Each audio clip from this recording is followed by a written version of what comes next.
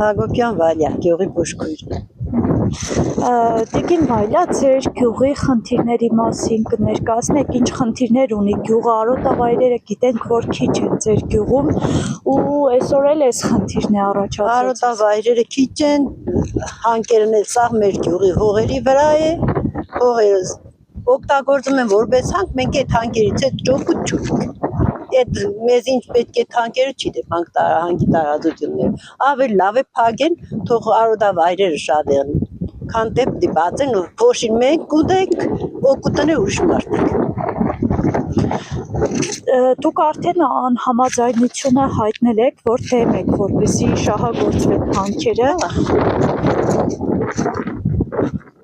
Ճանաչում եք այդ մարդուն։ Չէ, ոչ մեկին չեմ ճանաչում։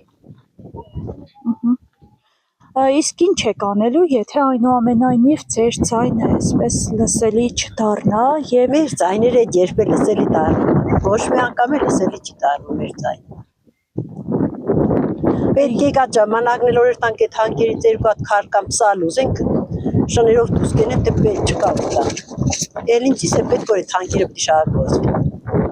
Այսինքն, եթե արոտավայրերի փոխարեն այդ հանքերն են շահագործվում, մեր հողերն անասնապահությունն էլ է այստեղ։ Անասնապահությունը կրճատվի, մեր հողերն էլ փոշու մեջ կորած էլ բերկատվությունը չկա։ Այդ կամ փոշին սաղ կա ցանկային տարածությունների վրա։ Քարերն տանելով ասֆալտն են փճացնում։ Իսկ դիմել եք համայնքապետին, Արտիկի։ Չէ, ես ոչ մի տեղը չեմ դիմել, համայնքապետին մեր գյուղապետը դիմի, ես ինչ գործ եմ դիմի։ Որպես բնակիչ վերջին խոսքը ձայնն է։ Մենք ձայն արժանաբար է հասնում, մենք ըստեղ իրանք էլ ընդեղ։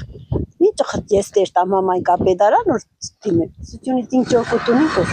ցանենք ոչ փոշին մեկ կողմից կնստի վրա ոչ բերկատվություն կա, ոչ է բան կա, մի կողմից կարգուտը կտանի, մի կողմից երաշտը կսեղմի, բարարդանույթը թանկ, սերմը թանկ, ամեն ինչը թանկ, վար, ցանկ, գյուղատնտեսական աշխատանքները սաղ թանկ, ամեն ինչը թանկ, մենք էլ ինչ օգուտ ունենք, եկան որ ամոթախեղ ցանենք որ հողերը ման չկտան, անվերի։ Փաստորեն հիմա նույնիսկ այդ վարուցանքի հետ կապված խնդիր եք ունենալու արոտավայրերի։ Ամեն ինչ հետ է ունենք։